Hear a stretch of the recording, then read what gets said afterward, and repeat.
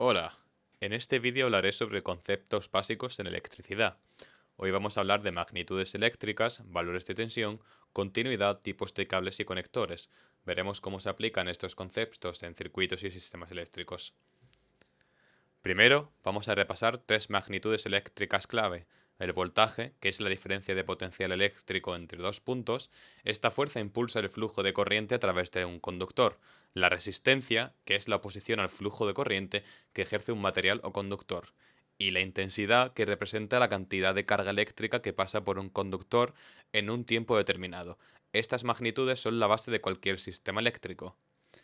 Ahora hablaremos de los valores de tensión.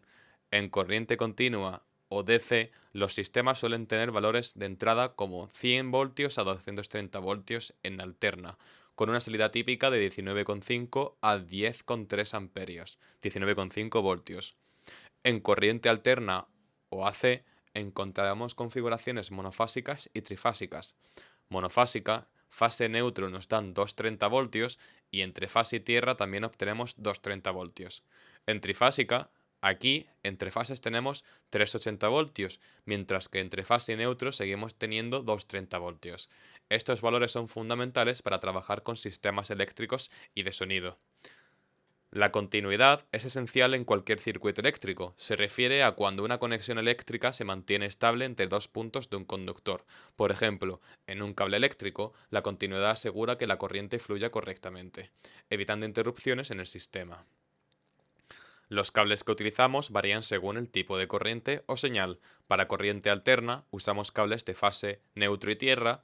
En corriente continua distinguimos entre positivo y negativo. Para señales de audio tenemos cables no balanceados, con un vivo y una malla, y cables balanceados, que añaden un retorno para reducir interferencias. Elegir el cable correcto garantiza un funcionamiento óptimo y seguro.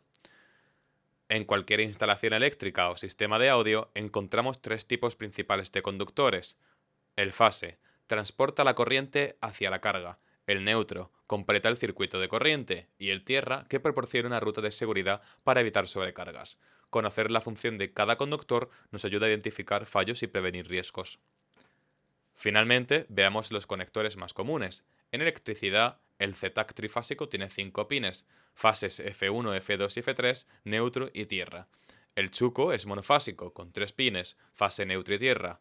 En sonido, el conector XLR3 tiene 3 pines, vivo, retorno y malla.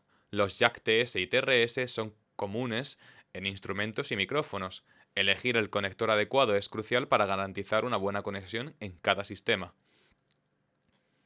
Hoy hemos aprendido los conceptos básicos de magnitudes eléctricas, valores de tensión, continuidad, cables y conectores. Estas herramientas son fundamentales para trabajar con sistemas eléctricos y de sonido de manera eficiente y segura. Recordar estos conceptos te ayudará a resolver problemas y diseñar soluciones prácticas. El multímetro cuenta con voltaje en alterna y en continua. También podemos ver que mide la resistencia, intensidad también en alterna y continua, y que añade una función para medir continuidad. En este cable de corriente monofásica podemos aprender que el fase y el neutro están en la parte superior mientras que el tierra se encuentra abajo. En este cable de carga correspondiente a mi portátil pasa corriente continua. La corriente alterna pasa por el transformador convirtiéndola en continua.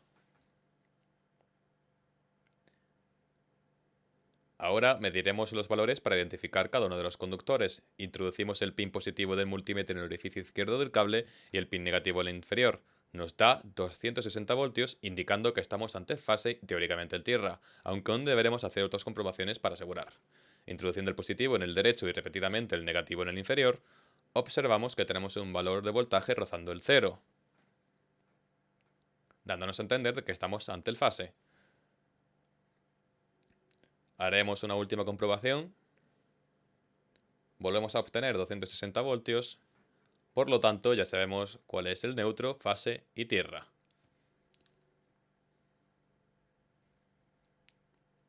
Ahora vamos a cambiar para medir la corriente en continua, seleccionando 200.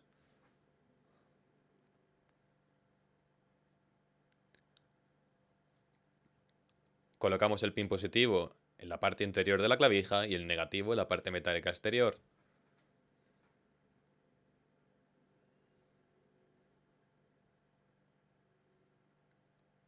Nos da un valor de 19,5 voltios.